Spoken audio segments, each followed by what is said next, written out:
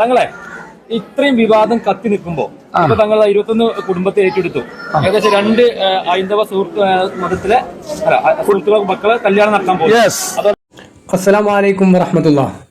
ഹാമിദ് ആറ്റക്കോയ കാക്കായി ആ യെസ് എന്ന് പറയുന്നത് കണ്ടാൽ അറിയാം, ഒരു അറിവുള്ള ഒരു മുസ്ലിമിന് യോജിച്ച ശൈലിയേ അല്ലത്. ആ മുഖത്ത് നോക്കിയാൽ അറിയാം അതൊരു ഈമാനുള്ള മനുഷ്യന്റെ പരിപാടിയല്ല എന്നുള്ളത്. ആ മുഖം പറയുന്നുണ്ട് എന്ത്, അത് എന്തോ ഒരു അഹങ്കാരം പോലെ. ആളടിയിൽ ഇത് നടത്തുന്നത് ഹാമിദൊന്നല്ല. ഹാമിദ് അതിന്റെ ബാക്കിൽ നിന്നിട്ട് ആളുകൾ പൈസ കൊണ്ടേ കൊടുക്കുന്നു, ഹാമിദ് അത് ചെയ്യുന്നു. അല്ലാതെ ഹാമിദ് എന്തെങ്കിലും കൂലിപ്പണി എടുത്തിട്ടോ ഹാമിദ് എന്തെങ്കിലും പണിക്ക് പോയിക്കാണ്ടോ അല്ലത് നടത്തുന്നത്. ഹാമിദ് മറ്റെന്തെങ്കിലും ജോലിക്ക് പോയിട്ട് അതിലേക്ക് ഒരു 1000 രൂപ വെച്ചിട്ടുണ്ടോ എന്ന് ചോദിച്ചാൽ ഉണ്ടാവില്ല. എന്നിട്ട് പറയാണ് എല്ലാം ഞാൻ നടത്തുന്നു എന്ന്. കൊടുക്കുന്ന ആരാ? ബാക്കിയുള്ള ആളുകൾ.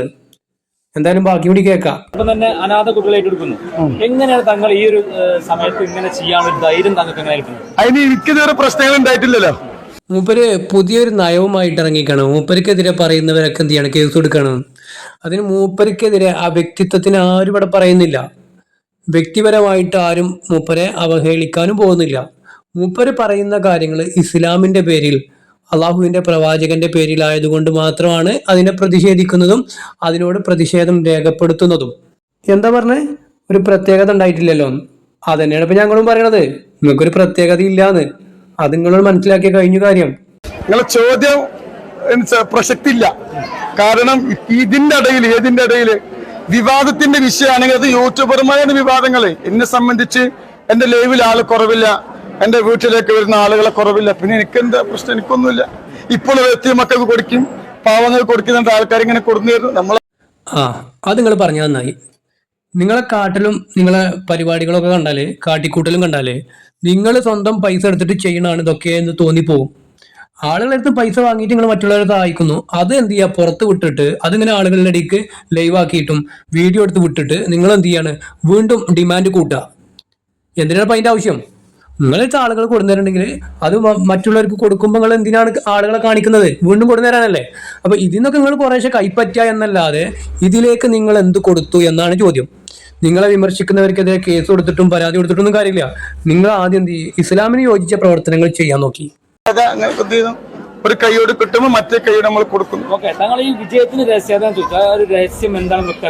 അതിന് പ്രത്യേകിച്ച് രഹസ്യമൊന്നുമില്ല. തലക്കുള്ളിൽ വെളിവില്ലാത്ത കുറെ മനുഷ്യന്മാർ കേരളത്തിൽ ഉണ്ടായി എന്നുള്ളതാണ്. ഇസ്ലാമിനെ കുറിച്ച് അറിയാത്ത, എന്താണ് ഇസ്ലാം, എന്താണ് ഇസ്ലാം ദീനി, എന്താണ് ഖുർആൻ, എന്താണ് ഹദീസ്, എന്താണ് പ്രവാചകൻ എന്നറിയാത്ത കുറെ ആളുകൾ ഇസ്ലാം നാമധാരികളായിട്ട് അല്ലെങ്കിൽ മുസ്ലിം നാമധാരികളായിട്ട് ജീവിക്കുന്നിടത്തോളം കാലം ഹാമിദിനെ പോലുള്ള ആളുകൾക്ക് വിജയം തന്നെ. അവർക്ക് സമ്പാദിക്കാം, ഇഷ്ടം പോലെ സമ്പാദിച്ച് ആർമാദിച്ച് ജീവിക്കാം. ഏത് പട്ടിണി കിടക്കുന്നവനും ഏത് പൈസ ഇല്ലാത്തവനും ഇങ്ങനത്തെ ഒരു അടുത്ത് കൊണ്ടേ കൊടുക്കാൻ പൈസ ഉണ്ടാവും. അല്ല ഹാമിദേ, ഈ സ്വലാത്തുൽ ഫാത്തിഹ എന്ന് പറഞ്ഞാൽ എന്താണ് അതിന്റെ അർത്ഥം? ഈ വീഡിയോ എടുക്കുന്ന ആൾക്കൊന്ന് ചോദിച്ചൂടെ എന്താണ് സ്വലാത്തുൽ ഫാത്തിഹ എന്ന് പറഞ്ഞാൽ അതിന്റെ മീനിങ് എന്താണ് ഉദ്ദേശിക്കണമെന്ന്? പ്രവാചകൻ എന്താണ് അങ്ങനെ ഒരു സ്വലാത്തുൽ ഫാത്തിഹ പരിചയപ്പെടുത്തിയത്? അല്ലെങ്കിൽ സ്വഹാബാക്കള് സ്വലാത്തുൽ ഫാത്തിഹ എവിടെയാണ് പരിചയപ്പെടുത്തിയെന്ന് ഒന്ന് ചോദിച്ചൂടേനോ? അത് ഇസ്ലാമിലുണ്ടോ എന്നൊരു ചോദ്യം ചോദിക്കാൻ ആരാ അവിടെ ഉള്ളത്? അങ്ങനെ ചോദ്യം ചോദിക്കുമ്പോഴാണ് അദ്ദേഹം ചെയ്യുന്ന തെറ്റെന്താണ് എന്ന് ലോകത്തിന് മനസ്സിലാവുന്നത്. മൂപ്പർ സ്വലാത്തുൽ ഫാത്തിഹ എന്നിട്ട് റസൂലിന്റെ പേരിൽ സ്വലാത്ത് ഇല്ലാണ്. എന്ത് സ്വലാത്തുൽ ഫാത്തിഹ? സ്വലാത്തുൽ ഫാത്തിഹ എന്ന് പറഞ്ഞാൽ കുറെ അതും വിളിച്ചാരെ, കുറെ ലൈവില് താത്താമാരെ വിളിച്ച, ഇതൊക്കെ പരിപാടി. വേറെ രഹസ്യമല്ല. പിന്നെ കുറെ ആൾക്കാർ ഇപ്പൊ എനിക്ക് കറാമത്തുണ്ട്, തങ്ങൾ പാപ്പാക്കടന്തിന്റെ മേത്ത്, അതൊന്നും അല്ല. ഹാമിദ് ഒരു പഠിച്ച വളവനാണെന്നുള്ളതിന് ഏറ്റവും ഒടുവിലത്തെ ഉദാഹരണമാണിത്. മൂപ്പർക്കൊരു കഴിവില്ല എന്ന് മൂപ്പര് പറയും. കാരണം എന്താ പറയുക, കറാമത്തും പിന്നെ ഇങ്ങനെയുള്ള തട്ടിപ്പുകളുടെ കാലഘട്ടം കഴിഞ്ഞു മൂപ്പർക്ക് മനസ്സിലായിട്ടുണ്ട്. മൂപ്പര് കാലത്തിനനുസരിച്ച് ഓടുന്ന പട്ടിക്ക് ഒരു മുഴം മുന്നേ എന്ന് പറയുന്ന രീതിയിലാണ് മൂപ്പരെ കാര്യങ്ങൾ നീക്കുന്നത്. മൂപ്പർക്ക് ഒരു കഴിവില്ല. എന്നിട്ട് മൂപ്പര് എന്ത് ചെയ്തു? ഒരു സ്വലാത്തുൽ ഫാത്തിഹ എന്ന് പറഞ്ഞിട്ട് ഒരു പരിപാടി അവിടെ കൊടുത്തിട്ടു. അത് കേരളത്തിൽ വേറെ ആരും ചെയ്തിട്ടില്ല. തന്ത്രമുണ്ട് മൂപ്പർക്ക്. മൂപ്പരെ ബുദ്ധിയിൽ എന്നോ കൂലിപ്പണിക്ക് പോയിനന്നേ ഉള്ള തന്ത്രമാണിത്. ഇങ്ങനെ എന്തെങ്കിലും ഒരു ബിസിനസ് ഇവിടെ തുടങ്ങണം എന്നുള്ളത്. ആ തന്ത്രം എന്ത് ചെയ്തിട്ട് വിജയിച്ചിട്ടുണ്ട്. മൂപ്പർക്ക് ഈ കാര്യങ്ങൾ പഠിപ്പിച്ച ആളുകൾ എന്ത് ചെയ്തിട്ടുണ്ട്? മൂപ്പരെ കുറിച്ച് നല്ല രീതിയിൽ കാര്യങ്ങൾ പറഞ്ഞിട്ടുണ്ട്. പ്രാർത്ഥിക്കുമ്പോൾ കണ്ണിൽ വിക്സ് വെക്കാണെന്ന് വരെ പറഞ്ഞിട്ടുണ്ട്. ആര്? മൂപ്പർക്ക് ഈ ചികിത്സ പഠിപ്പിച്ചു എന്ന് പറയുന്ന തങ്ങളെ മക്കള്. ഇതാണ് മൂപ്പരുടെ കാര്യം. റസൂലുള്ളാഹിന്റെ പേരിൽ സുബഹി സമയം കഴിഞ്ഞ സ്വലാത്താണ്. അപ്പൊ അല്ലാഹു റഹ്മത്തിന്റെ മലക്കിനെ കൊണ്ട് എന്ത് ചെയ്യും? സഹായിക്കും. അതാണ് ഇപ്പൊ സംഭവിക്കുന്നത്. അള്ളാന്റെ റസൂലിന്റെ പേര് സുബീന്റെ ശേഷം ആൾക്കാരെയും കൂട്ടിയാണ് സ്വലാത്ത് ചെല്ലുക, എന്നിട്ട് റഹ്മത്തിന്റെ മലക്കിനെ ഇറക്കി കൊടുക്കുക എന്ന് ഇസ്ലാമിൽ എവിടെയാണ് പഠിപ്പിച്ചത്? അള്ളാന്റെ റസൂല് അങ്ങനെ പഠിപ്പിച്ചിട്ടുണ്ടോ? ഇനിയിപ്പോ റസൂലിന് സ്വലാത്ത് ചെല്ലാൻ അങ്ങനെ കാണിച്ചിട്ടില്ല എന്ന് നിങ്ങൾക്ക് പറയാൻ പറ്റും എങ്കിൽ സ്വഹാബികൾ അങ്ങനെ ചെയ്തിട്ടുണ്ടോ? എന്തിന്? കല്ല് പെറുക്കി വെച്ചിട്ട് എണ്ണം പിടിക്കാൻ വേണ്ടിയിട്ട് ദിക്ർ ചെല്ലുമ്പോൾ എണ്ണം പിടിക്കാൻ വേണ്ടി കല്ല് പെറുക്കി വെച്ച് എണ്ണിയിട്ട് അബൂബക്കർ റളിയല്ലാഹു അൻഹു അവരെ ആട്ടി ഓടിച്ചു എന്നാ പറയണത്. അങ്ങനത്തെ കാര്യങ്ങൾ വരെ ബിദഅത്താണ് എന്ന് ഇസ്ലാമിന്റെ കാര്യങ്ങൾ പഠിപ്പിക്കുമ്പോൾ ഇയാൾ എന്ത് ചെയ്യാൻ? സുബഹി നിസ്കാരം കഴിഞ്ഞിട്ട് സലാത്തുൽ ഫാത്തി എന്ന് പറഞ്ഞിട്ട് എന്തോ ചൊല്ലാണ്.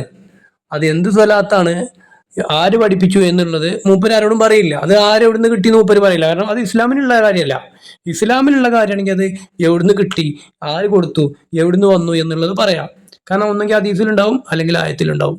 ഖുർആനിലോ ഹദീസിലോ ഇല്ലാത്തൊരു കാര്യം ഇസ്ലാമിൽ എന്ത് ചെയ്യില്ല, ഒരു പുണ്യകർമ്മമായിട്ട് ആരും അംഗീകരിച്ചിട്ടുമില്ല, ഇസ്ലാം അംഗീകരിച്ചിട്ടില്ല. നിങ്ങൾ കുറെ യൂട്യൂബർമാരെ പൈസ കൊടുത്തിട്ട് വീഡിയോ ചെയ്യിപ്പിക്കുന്നുണ്ട് എന്നുള്ളൊരു പരാതി വരുന്നുണ്ടല്ലോ, അതിനെങ്ങനെ നേരിടുന്നു? അത് പറയുന്ന ഓലല്ലേ, അതും അവരാണ് എന്ത് ചെയ്യുന്നത്, പറയുന്നത്. തെളിവ് ഓല് കൊടുന്നോട്ടെ, നമുക്ക് സന്തോഷമല്ലോ. പിന്നെ എന്ന് പറഞ്ഞാൽ ഓല് റീച്ച് കൂട്ടാൻ വേണ്ടിയിട്ടാണല്ലോ ഇപ്പൊ ഇതൊക്കെ ഓല് ചെയ്യുന്നത്. അല്ല കോയ, ഇജ്ജിപ്പോ ഈ കാട്ടണൊക്കെ റീച്ച് കൂട്ടാനാണോ റീച്ച് കുറക്കാനാണോ? ഇജ്ജ് ലൈവില് കണ്ണടിയും വെച്ച് ഇഞ്ഞ പ്രേമിച്ചാൻ ആരും ഇല്ല എന്ന് പറഞ്ഞെന്തിനാ? ലൈവിൽ വന്നിട്ട് താത്തമാരെ വിളിച്ച് വിവരശേഖരണം നടത്തുന്നതും ആളുകളെടുത്ത് പൈസ വാങ്ങിയിട്ട് അത് ബാക്കിയുള്ള പാവങ്ങൾക്കും മറ്റുള്ളവർക്കും കൊടുത്ത് അതിന്റെ വീഡിയോസ് എടുത്ത് പുറത്തു വിടുന്നതും ഒന്നും എന്തിനല്ല, റീച്ച് കൂട്ടാനല്ല, റീച്ച് കുറക്കാൻ വേണ്ടിയിട്ടാ. പിന്നെ ഇവനെ കുറ്റം പറയുന്ന ആൾക്കാര് ഇടുന്ന വീഡിയോസ് അത് റീച്ച് കൂട്ടാൻ മാത്രം.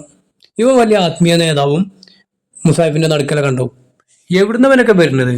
അതുകൊണ്ട് അതിലൊന്നും ഞാൻ എന്തില്ല വിഷമം അനുഭവിക്കുന്ന ഒരാള്. പിന്നെ ഈ ഒരു സമയത്തും ഇവിടെ ആള് കുറയുന്നില്ല, മറ്റുള്ള തങ്ങന്മാർക്ക് പണിയില്ലാന്ന് തങ്ങളല്ല ഓല പറയുന്നത്. അതിനെങ്ങനെ കാണുന്നത്? അല്ല, എന്നെ സംബന്ധിച്ചിട്ട് ഞാൻ ഇങ്ങനത്തെ കാര്യം പറഞ്ഞാ പറയുന്നത്.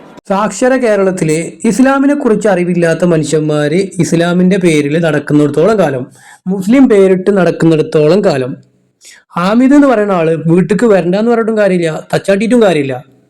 കാരണം ഓല് വരും. ഓലെ സംബന്ധിച്ചിടത്തോളം ഓലും ഇസ്ലാമും തമ്മിൽ ഒരു ബന്ധമില്ല. നിങ്ങൾ പറയാലോ ഇന്ത്യത്തൊക്കെ എന്ത് ചെയ്യണ്ട, ആരും വരണ്ട.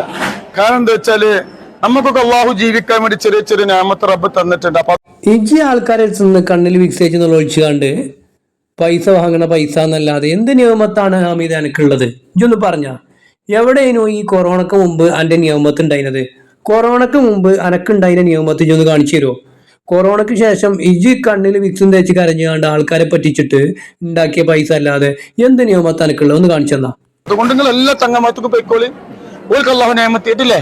കാരണം നമ്മളൊരു ചികിത്സക്കാരനാണ്, നമ്മളത്തെ കറാമത്തുണ്ട്, നമ്മൾ എവിടെയും പറഞ്ഞിട്ടില്ലെങ്കിൽ പറയില്ല.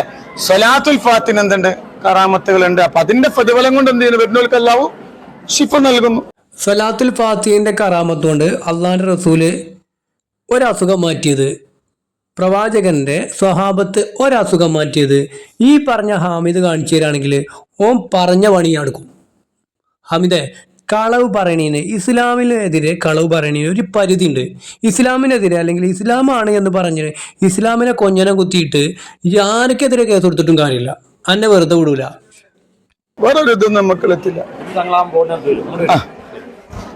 അപ്പോ തങ്ങളെ ഹാമിദിന്റെ ഒടുക്കത്തെ നാടകമാണിത്. ഹാമിദിന് ഈ കോലത്തിൽ നാടകം കളിക്കാൻ അറിയെങ്കിൽ ഞാൻ മുമ്പ് പറഞ്ഞിട്ടുണ്ട്, കലാഭവനിൽ പോയിക്കണമെങ്കിൽ 10 ഉറുപ്പ്യ ഉണ്ടാക്കിയ ചെറുപ്പത്തിലെ. ഇപ്പൊ എന്താ പറയാ, എന്നാലും രക്ഷപ്പെട്ടു, കുഴപ്പമില്ല. കാരണം നല്ല രീതിയിൽ വരുമാനം ഉണ്ടാക്കുന്നുണ്ട്. ഇനിയിപ്പോ ഉള്ള വരുമാനം ഉണ്ടല്ലോ, അതിപ്പോ ഇനി എന്ത് ചെയ്താലും കിട്ടൂല. കാരണം ആളുകൾക്ക്, അന്ധവിശ്വാസികളായ ഇസ്ലാമുമായിട്ട് ഒരു ബന്ധമില്ലാത്ത ആളുകൾ ഇവന്റെ അടുത്തേക്ക് ചെല്ലുകയാണ്. എങ്ങനെയും കടം വാങ്ങിയിട്ടോ ലോൺ എടുത്തിട്ട് എങ്ങനെയും കൊണ്ടുപോയി കൊടുക്കും. കാരണം എന്താ വെച്ചാൽ ഓല് ഇസ്ലാമുമായിട്ടൊരു ബന്ധമില്ല, ഓലെ വിശ്വാസം ഹാമിദിന്റെ ഫാത്തിയുമാണ്. അല്ലാതെ ഇസ്ലാമില് എന്താണ് പറഞ്ഞത്, ഇസ്ലാം ഇതിനെക്കുറിച്ച് എന്ത് പറഞ്ഞിട്ടുണ്ട്, എന്താണ് ഇസ്ലാമിന്റെ വിശ്വാസം, എന്തായിരിക്കണം മുസ്ലിം എന്നൊന്നും ഇവർക്കൊരു വിഷയമല്ല. ഒരു തങ്ങന്മാരുടെ വീട്ടിലും ഇല്ലാത്തൊരു സംഭവമാണ് ഈ ഒരു സംഭവം. ഇവിടെ നിങ്ങൾ പൈസ അടക്കേണ്ടതില്ല, ഇങ്ങോട്ട് വരേണ്ടതില്ല, ഇവിടെ നിങ്ങൾ തരേണ്ടതില്ല. ഇത് ഈ ഒരു ബോർഡ് വെക്കാനുള്ള ഒരു കാരണം എന്താ? ഇത് കണ്ടെങ്കിൽ ഇവിടെ ആത്മീയ ചൂഷണമില്ല. പൊന്നറാമിത് ആ ബോർഡുമ്പോ മാത്രം എഴുതി വെച്ചാൽ പോരാ, അന്റെ നെറ്റിമലും ഇജിടുന്ന കുപ്പായത്തുമലൊക്കെ ഒന്ന് എഴുതി വെക്കോണ്ടി. അതൊന്നല്ല, എന്റെ നെറ്റിമ വലുതാക്കി എഴുതി വെക്കുക. പിന്നെ ആ ഇട്ട ഷർട്ടുമലൊക്കെ ഒന്ന് എഴുതി വെച്ചടാ. എല്ലാ ഷർട്ടുമലും അച്ചടിച്ചാൽ എന്തായാലും എന്റെ അടുത്ത് പൈസ ഉണ്ട്. ആ പൈസ കൊണ്ട് ഇജിടുന്ന ഷർട്ടിലൊക്കെ എന്ത് ചെയ്തടാ, അങ്ങനെ ഫുള്ളായിട്ട് എഴുതി വെച്ചടാ. ഇത് നടക്കണോട് ആൾക്കാർ കാണട്ടെ ഈ ഒരു സംഭവം. ആളുകൾ പറയുന്നുണ്ട് ആത്മീയ ചൂഷണം. അതെന്താണെങ്കിലും എപ്പോഴും എനിക്ക് പിടുത്തം കെട്ടിയിട്ടില്ല. അതെന്താന്ന് പിടുത്തം കിട്ടണമെങ്കിൽ ഇജി യഥാർത്ഥ മുസ്ലിം ആവണം, എന്നാ എനിക്ക് പിടുത്തം കിട്ടും. അല്ലാത്തടത്തോളം കാലം എന്നെ സംബന്ധിച്ചിടത്തോളം അതെനിക്ക് പിടുത്തം കിട്ടൂല. ഇജി ഷിർക്കായിട്ടും കുഫറായിട്ടും തന്നെ ജീവിക്കും, വേറെ ഒന്നും ഉണ്ടാവില്ല. രണ്ടാം നിർബന്ധപൂർവ്വം ആരും ഇവിടെ വരേണ്ടതില്ല. ഒരാള് നമ്മൾ എന്തില്ല ഇവിടേക്ക് വിളിക്കുന്നില്ല. മൂന്നാമത് ഇവിടെ ദുർമന്ത്രവാദം ബാധ ഒഴിപ്പിക്കല് അതെന്തില്ല ഇവിടെ ഇല്ല. അല്ല അമിത, പിന്നെ എൻ്റെ അടുത്ത് എന്ത് പരിപാടിയാണ് ഉള്ളതെന്ന് വെച്ച് പറയട്ടെ. ഉള്ളതെന്ന് വെച്ച് പറയണില്ലല്ലോ, ഇല്ല ഇല്ല മാത്രമേ ഉള്ളൂ. ഉള്ളതൊന്ന് പറഞ്ഞാ ഒന്ന് കേൾക്കട്ടെ. പിന്നെ ഇവിടെ നടക്കുന്ന പാരമ്പര്യ അറബി ചികിത്സ ഞങ്ങള് വാപ്പ തങ്ങന്മാരാ, തങ്ങൾ വാപ്പപ്പാര് പറഞ്ഞ് നമ്മൾ എന്ത് ചെയ്യുന്നു. ഇത് വല്ലാത്ത കൂത്തല്ല അമിതേ. എൻ്റെ വാപ്പാന്റെ വാപ്പയെ ആ വാപ്പാന്റെ വാപ്പയെ ആരെങ്കിലും അറബി ആയിനോ? ഈ പാരമ്പര്യ അറബി ചികിത്സ അറിയാന് എന്താണ് ഈ അറബി ചികിത്സ കൊണ്ട് ഉദ്ദേശിക്കുന്നത്? ഇനിയിപ്പോ പാരമ്പര്യ തങ്ങന്മാരാണെന്ന് വിചാരിച്ചോ? അള്ളാഹുവിന്റെ റസൂല് ഒരു പാരമ്പര്യ ചികിത്സ അറിയാണ്ട് എന്താണ് പഠിപ്പിച്ചത്? ഇതൊന്ന് പറഞ്ഞ ഇത് ഏത് ഇസ്ലാമാണ് പഠിച്ചത് അമിതേ? എന്തിനാണ് ഇസ്ലാമിനെ ഇങ്ങനെ പറയിപ്പിക്കുന്നത് എന്നാണ് മനസ്സിലാവാത്തത്. അനക്ക് എന്തെങ്കിലും വേറെ എന്തെങ്കിലും പണിയെടുത്തൂടെ? ഇതിനൊക്കെ ഇജ്ജ് നാളെ മറുപടി പറയേണ്ടി വരൂലേ? തീരെ ഇസ്ലാമിനെ കുറിച്ച് അറിവില്ലാത്തൊരാള് കേരളത്തിൽ നിന്നുണ്ടെങ്കിൽ ആമിതാണെന്ന് പറയാം. കാരണം ഇസ്ലാമില് ഒന്നുമില്ലെങ്കിൽ മരിച്ചു പോയാൽ ഓരോ ചെയ്ത കാര്യത്തിനും ചോദ്യം ചെയ്യപ്പെടുന്നു പറയുന്നുണ്ട്. ആ കാര്യത്തിലെങ്കിലും വിശ്വാസം ഉണ്ടെങ്കിൽ ഈ ആമിത് പച്ചക്കളവ് പറയില്ല. പിന്നെ ഞങ്ങൾ ഇവിടെ ജോലി ചെയ്യുന്ന ഞങ്ങൾക്ക് ഇൻഷാ അല്ലാഹ് എന്ത് ചെയ്യാം, ഇതിൽ വായിച്ചാൽ തന്നെ മനസ്സിലാവും. ആരും ഇങ്ങോട്ട് നിർബന്ധിച്ച് നമ്മൾ വെത്തുന്നില്ല, ആരും വരുവുമല്ല അല്ലെ. പിന്നെ അവസാനം രോഗം അള്ളാഹുവിന്റെ പരീക്ഷനാണ്, ശിഫ നൽകുന്നത് അള്ളയാണ്. അപ്പൊ എന്റെ ഒരാൾ കയറി വരുമ്പോ ഇത് വായിച്ചിട്ട് നമ്മൾ എന്ത് ചെയ്യുള്ളൂ. ഹാമിദ് കാക്കായിനോട് ചോദിക്കാനുള്ളത്, എൻ്റെ അടുത്ത് അങ്ങനെ ഒരു ശിഫ നൽകുന്ന സംഭവം ഉണ്ടെന്നുണ്ടെങ്കിൽ ഇതൊരു കാര്യം ചെയ്യേ, കേരളത്തിൽ എല്ലാവർക്കും വിതരണം ചെയ്യേ. ഏതായാലും സ്വലാത്തുൽ ഫാത്തിഹ ഒന്നായിട്ട് വിതരണം ചെയ്യണ്ടല്ലോ ലൈവില്. ലൈവില് എല്ലാവർക്കും കൊടുത്തള. അറ്റ്ലീസ്റ്റ് ഈ കേരളത്തിലുള്ള ആളുകളെങ്കിലും എന്ത് ചെയ്യട്ടെ, രക്ഷപ്പെടട്ടെ. ഈ കേരളത്തിലാണ് ഏറ്റവും കൂടുതൽ ഹോസ്പിറ്റൽ, അതിൽ ഏറ്റവും കൂടുതൽ ഹോസ്പിറ്റൽ മലപ്പുറത്തും കോഴിക്കോടൊക്കെ തന്നെ കാര്യം. ഇത് എന്ത് ചെയ്തളാ, ഈ കോഴിക്കോടും മലപ്പുറത്തുള്ള ആൾക്കാര് ഈ സ്വലാത്തുൽ ഫാത്തിഹ കൊണ്ട് 4 ഭാഗത്തുകൊണ്ട് എറിഞ്ഞിട്ട് ഇവിടെയുള്ള ഹോസ്പിറ്റലുകളും ഇവിടുത്തെ ക്ലിനിക്കുകളൊക്കെ പോട്ടെ. എന്തിനാ ആൾക്കാർ ഇങ്ങനെ കുടുങ്ങണത്? എത്ര ലക്ഷക്കണക്കിന് ഉറുപ്പിയാണ് ഹോസ്പിറ്റലിൽ കൊണ്ടു കൊടുക്കുന്നത്. അതിനെ പോലെ ഒരാൾ സ്വലാത്തുൽ ഫാത്തിഹ ആയിട്ട് ഇരിക്കുമ്പോഴേ എന്തിനാ ആൾക്കാർ ഈ പൊട്ടത്തരം കാട്ടണത് ഞാൻ ആലോചിക്കണേ. വല്ലാത്ത ജാതി തന്നെ, ആൾക്കാർക്ക് തീരാൻ തരില്ല കേട്ടോ. ആകെ ബുദ്ധിയുള്ള ആള് കേരളത്തിലുണ്ടെങ്കിൽ അത് ആമി തന്നെ, മുത്തുമണി. അല്ലാഹു ബർക്കത്ത്.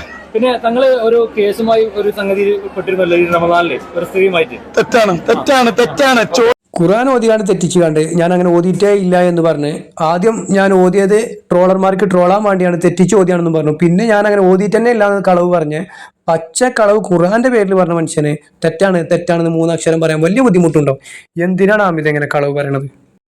തെറ്റാണ്. എന്ത് കേസ്? ആ ഒരു സ്ത്രീ ഉന്നയിച്ചൊരു കേസ്. എന്ത് കേസ്? ഇവിടെ ആത്മീയ ചൂഷണം നടക്കുന്നുണ്ട് പറഞ്ഞിട്ട് ചികിത്സ നടക്കുന്നുണ്ട്. കേസ് എന്ന് പറഞ്ഞിട്ടുണ്ടെങ്കിൽ എന്തല്ല, അത് ഞാൻ പറഞ്ഞത് നിങ്ങൾക്ക്. കേസ് എന്ന് പറഞ്ഞത്, കേസ് പറഞ്ഞാൽ പോലീസ് സ്റ്റേഷൻ ഒരു കംപ്ലൈന്റ് ചെയ്തിട്ട് പോലീസുമാർ വന്ന് നിയമ നടപടികൾ സ്വീകരിക്കുന്നതാണ് കേസ് എന്ന് പറയാം. എന്റെ ജീവിതത്തിൽ ഞാൻ ഇതുവരെ ഒരു കേസ് കെട്ടുമായിട്ട് എനിക്കെതിരെ ആരും എന്തില്ല ഒരു കേസും കൊടുത്തിട്ടുണ്ടെങ്കിൽ തെളിവുണ്ടെങ്കിൽ നമുക്ക് എന്ത് ചെയ്യാം, നമുക്ക് അന്വേഷണം നേടാം. എനിക്ക് ഒരു കാര്യം യൂട്യൂബർമാരോടും എന്നെ വിമർശിക്കുന്നവരോടും ഒരു കാര്യം അവസാനമായിട്ട് പറയാനുള്ള എന്താ അറിയോ, നിങ്ങള് പിന്നെ ഇപ്പോ എന്റെ നാട്ടിൽ തന്നെ ഒരു സംഭവം ഉണ്ടായി. ഇപ്പൊ ഇന്ന് രാവിലെ ഒരമ്മ ഉണ്ട് ഇവിടെ, വളരെ പ്രായമായ അമ്മ. കൂടെ എല്ലാ സുഹൃത്തോട് വെച്ചു, നമ്മ തങ്ങൾപ്പാപ്പ വന്നു വെച്ചു. അപ്പൊ തങ്ങൾപ്പാപ്പ എവിടുക്കാ പോയി വെച്ചു. അപ്പോഴല്ലേ തങ്ങൾപ്പാപ്പനെ പോലീസ് അറസ്റ്റ് ചെയ്തു എന്ന് പറഞ്ഞ് സുബ്ഹാനല്ലാഹ്. എന്നിട്ട് പറയാൻ ഒരുപാട് വഴിപാട് നടത്തിയിട്ടുണ്ടെന്നാ. അതിൽ വലിയ അത്ഭുതമൊന്നുമില്ല അമിതേ. ഇയും ഈ പറഞ്ഞ ആളുകളും തമ്മിൽ വലിയ മാറ്റമൊന്നുമില്ല. അവര് മറ്റോടത്ത് പോയി ചെയ്യണത് എൻ്റെ അടുത്ത് വന്നാലും നടക്കും. അപ്പൊ എൻ്റെ അടുത്തേക്ക് വരുന്നു, അത്ര തന്നെ ഉള്ളൂ. അതിന് വലിയൊരു കുതിരത്തയച്ച് കാണൊന്നും വേണ്ട. ആ വിശ്വാസവും ഈ വിശ്വാസം തമ്മിലൊരു ബന്ധമില്ല. ഇയും ഇസ്ലാമും തമ്മിലൊരു ബന്ധമില്ല. പിന്നെ എന്താ എന്തോ ആവാൻ എനിക്കെതിരെ ആർക്കും ഒരു കംപ്ലൈന്റ് ചെയ്യാൻ കഴിയില്ല. കാരണം എന്താ അറിയോ, ഒരു തെറ്റും ഞാൻ ചെയ്യുന്നില്ല. ഇൻഷാ അല്ലാഹ് അത് ഒരു ധൈര്യമാണ്. ഒരു തെറ്റും ചെയ്തിട്ടില്ല, അതിന് ചെയ്യൂല. അപ്പൊ അതുകൊണ്ട് ഒരു പോലീസ് സ്റ്റേഷനിലോ ഒരു കോടതിയിലോ ഒരാൾക്കും പോകാൻ പറ്റൂല. ഇൻഷാ അല്ലാഹ് ആരോപണങ്ങൾ ഉന്നയിക്കുമ്പോൾ തെളിവ് സഹിതം ഉന്നയിക്കുക. അല്ലാഹു എല്ലാവർക്കും നല്ല കൽബ് നൽകട്ടെ. അസ്സലാമു അലൈക്കും. പൊന്നാറാമിത അനക്കെതിരെയുള്ള ആരോപണം എന്ന് പറഞ്ഞാൽ ഈ ഇസ്ലാമിനെതിരാണ് കാട്ടുന്നത് എന്നുള്ളതാണ് ഒരു ആരോപണം. അതുകൊണ്ടാണ് ചോദിക്കുന്നത്, ഈ കാണിക്കുന്ന കാര്യത്തിൽ ഇസ്ലാം എന്ത് ബന്ധാണുള്ളത്, അള്ളാന്റെ റസൂലിന് എന്ത് ബന്ധാണുള്ളത്, ഈയും റസൂലും തമ്മിൽ എന്ത് ബന്ധാണുള്ളത്, ഈയും ഇസ്ലാമും തമ്മിൽ എന്ത് ബന്ധാണുള്ളത്? ഇജ് സിൽസില എഴുതി വെച്ചിട്ടില്ല എന്ന് പറഞ്ഞല്ലോ. സിൽസില എഴുതി വെക്കണ്ട, ഈ സിൽസില ഒന്നാണ് പറഞ്ഞ ഞങ്ങളൊക്കെ ഒന്ന് കേൾക്കട്ടെ. അന്റെ സിൽസില ഒന്നാണ് പറയ്, എന്നിട്ട് അത് അള്ളാന്റെ റസൂലിന്റെ അടുത്തേക്ക് എത്തട്ടെ. അതിനുള്ളൊരു വിദ്യാഭ്യാസമെങ്കിലും എനക്കുണ്ടെങ്കിൽ എന്നെ സമ്മതിച്ചു. അതുമില്ലല്ലോ.